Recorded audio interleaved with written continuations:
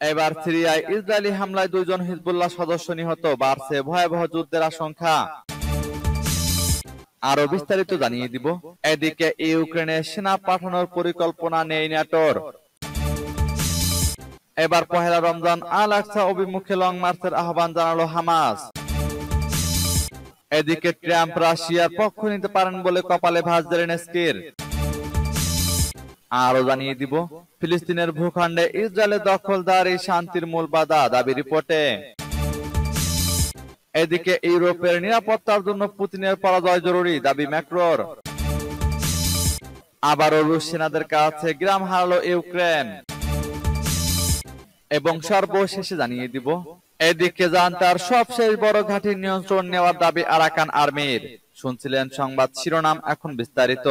তবে তার আগে অনুরোধ থাকবে, এই ভিডিওতে একটি লাইক দিন এবং কমেন্টস করে জানিয়ে দিন আপনি কোন জেলা থেকে বা কোথা থেকে আমাদের সাথে যুক্ত রয়েছেন, এবং সংবাদের সর্বশেষ গুরুত্বপূর্ণ আপডেট পেতে চ্যানেলটি সাবস্ক্রাইব করে আমাদের সঙ্গেই থাকুন।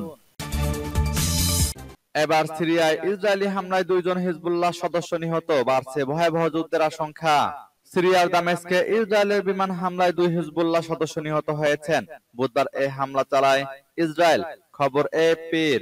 এক বিবৃতিতে সিরিয়ার প্রতিরক্ষা মন্ত্রণালয় বলেছে, দামেস্কের বিভিন্ন স্থান লক্ষ্য করে ইসরায়েলি সেনারা বিমান হামলা চালিয়েছে। বিবৃতিতে আরো বলা হয়েছে, তবে আমরাও এই হামলার জবাব দিয়ে ক্ষেপণাস্ত্র ছুড়েছি এবং ইসরায়েলের হামলা প্রতিহত করেছি।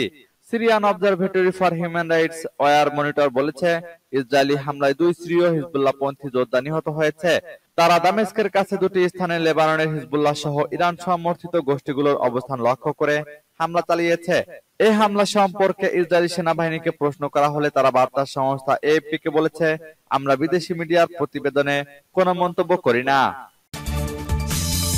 এদিকে ইউক্রেনে সেনা পাঠানোর পরিকল্পনা নেই ন্যাটোর। ইউক্রেনে সেনা পাঠানোর কোনো পরিকল্পনা নেই বলে জানিয়েছে যুক্তরাষ্ট্র ও এর প্রধান ইউরোপীয় মিত্র দেশগুলো। এর আগে ইউক্রেনে সেনা পাঠানোর বিষয়ে ইঙ্গিত দেয় ফ্রান্স। এরই পরিপ্রেক্ষিতে একথা জানালো ন্যাটোভুক্ত দেশগুলো। বুধবার এ খবর জানিয়েছে বার্তা সংস্থা রয়টার্স। সোমবার প্যারিসে ইউরোপীয় নেতাদের এক বৈঠকে ফ্রান্সের প্রেসিডেন্ট এমানুয়েল ম্যাক্রো বলেন, ইউক্রেনে রাশিয়ার বিজয় ঠেকানোর কোনো বিকল্প পশ্চিমা দেশগুলোর বাদ দেখা উচিত হবে না। যদিও তিনি গুরুত্ব দিয়ে বলেন, এ বিষয়ে এই মুহূর্তে দেশগুলোর মধ্যে সর্বসম্মত কোনো মত নেই। এদিকে ইউক্রেনে সেনা পাঠানো নিয়ে এমন আলোচনার পরিপ্রেক্ষিতে ক্রেমলিন সতর্ক করে বলেছে, এই ধরনের কোনো পদক্ষেপ নিলে তা রাশিয়া ও ন্যাটোর মধ্যে বিবাদের সূচনা করবে। জার্মানি, যুক্তরাজ্য, স্পেন, পোল্যান্ড ও চেক রিপাবলিকের নেতারাও 3 বছরে গড়ানো ইউক্রেন যুদ্ধে নিজেদের কোনো সেনা পাঠানোর আভাস নাকচ করে দিয়েছেন। জার্মানির চ্যান্সেলর ওলাফ শলজ মঙ্গলবার বলেছেন, ইউক্রেনের মাটিতে ইউরোপের দেশ বা ন্যাটোর সদস্যদের পক্ষ থেকে কোনো স্থল সেনা পাঠানো হবে না। এবার পহেলা রমজানে আল আকসা অভিমুখে লং মার্চের আহ্বান জানালো হামাস। জর্ডান নদীর পশ্চিম তীরে ফিলিস্তিনিদের আসন্ন রমজান মাসের প্রথম দিন আল আকসা মসজিদ অভিমুখে লং মার্চ করার আহ্বান জানিয়েছেন হামাস নেতা ইসমাইল হানিয়া। তিনি গত রাতে টেলিভিশনে সম্প্রচারিত এক ভাষণে এ আহ্বান জানিয়ে বলেছেন, আল আকসা মসজিদ ও গাজা উপত্যকার উপর আরোপিত ইসরায়েলি অবরোধের মধ্যে কোনো পার্থক্য নেই এবং 2টি অবরোধ একই সূত্রে গাঁথা। অধিকৃত পশ্চিম তীরে জেরুজালেম আল কুদস শহরে অবস্থিত মুসলমানদের প্রথম কিবলা আল আকসা মসজিদ ইহুদিবাদীরা জবরদখল করে রেখেছে। এই মসজিদে মুসলমানদের নামাজ আদায় করতে যাওয়া ইসরায়েল সরকারের মর্জির উপর নির্ভরশীল। সম্প্রতি ইসরায়েলের উগ্র স্বরাষ্ট্রমন্ত্রী বেন গাবির ঘোষণা করেছেন, আসন্ন রমজান মাসে নিরাপত্তাগত কারণে মুসলমানদের আল আকসা মসজিদে যাওয়ার উপর বিধিনিষেধ আরোপ করা হবে। তার এই ঘোষণার পরই কাতার প্রবাসী হামাসের পলিট ব্যুরোর প্রধান ইসমাইল হানিয়া লং মার্চ করার আহ্বান জানালেন। চাঁদ দেখা যাওয়ার সাপেক্ষে ফিলিস্তিনে আগামী 10 অথবা 11 মার্চ পবিত্র রমজান মাস শুরু হতে যাচ্ছে। হানিয়া তার ভাষণে বলেন, আল আকসা সহ অন্যান্য পবিত্র স্থান আন্তর্জাতিক আইনে পরিচালিত হতে হবে। ফিলিস্তিনি জনগণ সব রকম প্রতিরোধের মাধ্যমে তাদের মসজিদ ও গির্জা সহ অন্যান্য পবিত্র স্থাপনা রক্ষা করবে। প্রতি বছর পবিত্র রমজান মাস এলেই আল আকসা মসজিদের আশেপাশে ফিলিস্তিনি জনগণের উপর হামলা জোরদার করে ইহুদিবাদী ইসরায়েল। এদিকে ট্রাম্প রাশিয়ার পক্ষ নিতে পারেন বলে কপালে ভাঁজ জেলেনস্কির। গত 2 বছরের বেশি সময় ধরে আমেরিকা সহ পশ্চিমা দেশগুলোর অস্ত্র সাহায্য নিয়ে রাশিয়ার বিরুদ্ধে যুদ্ধ করছে ইউক্রেন। কিন্তু চলতি বছর অনুষ্ঠেয় মার্কিন প্রেসিডেন্ট নির্বাচনে রিপাবলিকান প্রার্থী ডোনাল্ড ট্রাম্প জয়ী হলে আমেরিকার সাহায্য থেমে যেতে পারে বলে ইউক্রেনের প্রেসিডেন্ট ভলোদিমির জেলেনস্কি আতঙ্কিত হয়ে পড়েছেন। এ কারণে তিনি বলেছেন, ট্রাম্প কিভাবে পুতিনের পক্ষ নিতে পারেন তা তিনি বুঝে উঠতে পারেন না। তিনি বলেন, এটা অবিশ্বাস্য। জেলেনস্কি বলেন, আমি মনে করি ডোনাল্ড ট্রাম্প পুতিনকে জানেন না। তিনি পুতিনের সঙ্গে সাক্ষাৎ করেছেন ঠিকই, কিন্তু তিনি এখনো পুতিনের সঙ্গে লড়াই করেনি। সিএনএন কে দেওয়া সাক্ষাৎকারে জেলেনস্কি আরো বলেন, পুতিন যে কখনো থামবেন না সেটি ট্রাম্প বোঝেন বলে আমি মনে করি না। এদিকে ইউক্রেনের প্রেসিডেন্ট যুদ্ধ শুরু 2 বছরের মাথায় এসে এ যুদ্ধে তার দেশের নিহত সেনাদের পরিসংখ্যান তুলে ধরেছেন। তিনি রাজধানী কিয়েভে এক সংবাদ সম্মেলনে দাবি করেছেন, রুশ বাহিনীর বিরুদ্ধে 2 বছরের যুদ্ধে 31,000 ইউক্রেনীয় সেনা প্রাণ হারিয়েছেন। তিনি বলেন, এই যুদ্ধে ইউক্রেনের 31,000 সেনা প্রাণ হারিয়েছেন। সংখ্যাটা 3 লাখ বা 1.5 লাখ নয়। রাশিয়ার প্রেসিডেন্ট ভ্লাদিমির পুতিন এ নিয়ে মিথ্যাচার করেছেন। যা হোক, আমাদের জন্য এটা অনেক বড় ক্ষতি। সূত্র পার্স টুডে। ফিলিস্তিনের ভূখণ্ডে ইসরায়েলের দখলদারি শান্তির মূল বাধা, দাবি রিপোর্টে। ফিলিস্তিনের ভূখণ্ডে ইসরায়েলের দখলদারি ওই অঞ্চলে শান্তি প্রতিষ্ঠার ক্ষেত্রে প্রধান বাধা। এই দখলদারিত্বকে অবৈধ ঘোষণা করতে হবে। স্থায়ী শান্তি প্রতিষ্ঠার জন্য 2 রাষ্ট্র প্রতিষ্ঠার নীতিতে এগোতে হবে। আর গাজায় ইসরায়েল যে আগ্রাসন চালাচ্ছে তা আরো একটি মহাবিপর্যয় সৃষ্টির লজ্জাজনক অপচেষ্টা। ফিলিস্তিনের ভূখণ্ডে ইসরায়েলের দখলদারি নিয়ে আন্তর্জাতিক বিচার আদালতের শুনানিতে অংশ নিয়ে তুরস্ক ও কয়েকটি সংগঠন এসব কথা বলেছে। সোমবার ছিল এই শুনানির 6ষ্ঠ ও শেষ দিন। এরপর এ বিষয়ে আইসিজেতে তার মতামত ও নির্দেশনা দেওয়ার কথা। এজন্য 6 মাসের মতো সময় লাগতে পারে। তুরস্ক ছাড়াও শুনানিতে অংশ নেন ইসলামী সহযোগিতা সংস্থা, আরব লীগ, আফ্রিকান ইউনিয়ন, জাম্বিয়া, মালদ্বীপ, স্পেন ও ফিজির প্রতিনিধিরা। তিন সংস্থার প্রতিনিধিরা আদালতকে বলেন, ইসরায়েলের এ দখলদারিত্বকে অবৈধ ঘোষণা এবং ইসরায়েলের দখলকৃত ফিলিস্তিনি ভূখণ্ড ছেড়ে যাওয়ার বিষয়ে আইসিজের রুল জারি করা উচিত। নেদারল্যান্ডসের দা হেগ শহরে অবস্থিত আইসিজেতে তুরস্কের প্রতিনিধি হিসেবে শুনানিতে যুক্তিতর্ক তুলে ধরেন দেশটির উপপরাষ্ট্রমন্ত্রী। তিনি বিচারকদের উদ্দেশ্যে বলেন, মধ্যপ্রাচ্যের সংঘাতের মূল কারণ ইসরায়েলের এই দখলদারি। তিনি বলেন, ইসরায়েলি দখলদারি অবসান না হওয়া পর্যন্ত মধ্যপ্রাচ্যে শান্তি আসবে না। এই দখলদারি অবৈধ ঘোষণা করতে বিচারকদের প্রতি আহ্বান জানান তিনি। ইউরোপের নিরাপত্তার জন্য পুতিনের পরাজয় জরুরি, দাবি ম্যাক্রোর।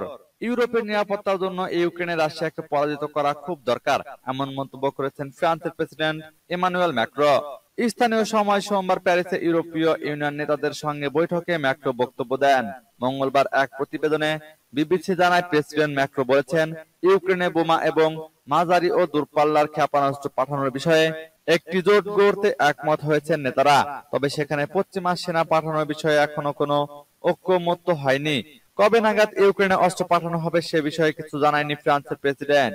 প্রেসিডেন্ট ম্যাক্রো বলেন, আমরা এই সিদ্ধান্তে পৌঁছেছি যে ইউরোপের নিরাপত্তা ও স্থিতিশীলতার জন্য রাশিয়ার পরাজয়কে নিশ্চিত করতে হবে। রাশিয়াকে আগ্রাসী উল্লেখ করে ম্যাক্রো আরো বলেন, তারা রাশিয়ার মানুষের বিরুদ্ধে যুদ্ধ করতে চায় না, শুধু চায় রাশিয়া না জিতুক।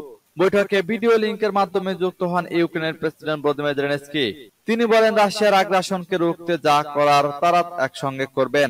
ইউক্রেনকে সমর্থন দেওয়ার বিষয়ে সোমবারের বৈঠকে জার্মান চ্যান্সেলর ওলাফ স্কলজ ও যুক্তরাজ্যের পররাষ্ট্রমন্ত্রী ডেভিড ক্যামেরন সহ অন্তত 20টি দেশের ইউরোপীয় রাষ্ট্র ও সরকার প্রধান। আবারও রুশ সেনাদের কাছে গ্রাম হারালো ইউক্রেন। রাশিয়া ইউক্রেনের স্টোপোভোভ গ্রাম দখল করার দাবি করেছে। গ্রামটিকে রুশ সেনারা প্রোট্রোপকয়ে নামে অভিহিত করেছে। এটি আবদিভকা থেকে 5 কিলোমিটার উত্তর পশ্চিমে অবস্থিত। রাশিয়ার প্রতিরক্ষা মন্ত্রণালয় এক বিবৃতিতে বলেছে, রুশ বাহিনী ইউক্রেনীয় বসতি মুক্ত করেছে। এতে তারা আরো সুবিধাজনক অবস্থানে পৌঁছে গেছে। বিবৃতিতে বলা হয়েছে, লেনিনস্কয়, নভগরোদস্কয়ে, নবোবাকমুতভোকা, টোনেনকোয়ে, অরলোভকা এবং পারভোমাইস্কয়ের বসতি এলাকায় ইউক্রেনীয় সশস্ত্র বাহিনীর 11টি হামলা প্রতিহত করেছে রুশ বাহিনী। এতে আরো বলা হয়, রুশ বাহিনী 165 জন ইউক্রেনীয় সেনাকে হত্যা করেছে। 2টি ব্র্যাডলি পদাতিক যুদ্ধযান, একটি M113 সাজোয়া কর্মী বাহক এবং 5টি যানবাহন ধ্বংস করেছে। এছাড়া লড়াইয়ের সময় আর্টিলারি ম্যানরা 3টি D-20 বন্দুক, একটি অ্যামস্টা বি হাউইটজার, একটি গবজডিকা স্বচালিত আর্টিলারি মাইন্ড এবং 5টি D-30 হাউইটজার ধ্বংস করেছে। এদিকে জান্তার সবশেষ বড় ঘাঁটি নিয়ন্ত্রণ নেওয়ার দাবি আরাকান আর্মির। এবার মিয়ানমার সরকারের সবশেষ বড় ঘাঁটিটির নিয়ন্ত্রণ নেওয়ার দাবি করেছে বিদ্রোহী গোষ্ঠী আরাকান আর্মি। মঙ্গলবার এক বিবৃতিতে আরাকান আর্মি জানায়, তারা মিনবিয়া শহরে জান্তা বাহিনীর একটি সামরিক প্রশিক্ষণ স্কুল ঘাঁটির পুরোপুরি নিয়ন্ত্রণ নিয়েছে। বুধবার এক প্রতিবেদনে সংবাদ মাধ্যম ইরাবতী বলেছে, 10 দিন ধরে ব্যাপক যুদ্ধের পর রাখাইন রাজ্যের মিনবিয়া শহরের ওই ঘাঁটিটি দখল করে আরাকান আর্মি। আরাকান পর্বতমালার পাদদেশে অবস্থিত এই ঘাঁটিটি সুরক্ষার জন্য এর চারপাশে 12টিরও বেশি ঘাঁটি এবং ফাঁড়ি দিয়ে ঘেরা ছিল। গত 17 ফেব্রুয়ারি এই ঘাঁটি লক্ষ্য করে হামলা চালানো শুরু করে বিদ্রোহী গোষ্ঠীর সদস্যরা। জান্তা সরকারের অনবরত গোলা ও বিমান হামলার পরও সোমবার পুরো ভবনটি দখল করে নেয় তারা। বিবৃতিতে আরো জানানো হয়, মিয়ানমার সেনাবাহিনীর অনেক সদস্যদের মৃতদেহের পাশাপাশি অস্ত্র ও গোলাবারুদের একটি বড় মজুদ জব্দ করেছে আরাকান আর্মি। বিবৃতি অনুসারে 10 দিনের যুদ্ধে তাদের নিজেদেরও কয়েকজন সৈন্য প্রাণ হারিয়েছেন। আরাকান আর্মি মিনবিয়া শহরের বাইরে 3টি জান্তা ঘাঁটি দখলের পর মিনবিয়ার নিয়ন্ত্রণও নিয়েছে বলে বিবৃতিতে দাবি করা হয়। মিনবিয়ার শেষ ঘাঁটিটি বিদ্রোহী গোষ্ঠীর দখলে নেওয়ার পর মঙ্গলবার মিনফু গ্রামের একটি হাসপাতালে বেসামরিকদের লক্ষ্য করে বোমা হামলা চালায় জান্তা বাহিনী। এতে বেশ কয়েকজন রোগী ও স্বাস্থ্যকর্মী গুরুতর আহত হন। এর মধ্যে মিয়ানমার সেনাবাহিনীর পরিবারের কয়েকজন সদস্যও ছিলেন।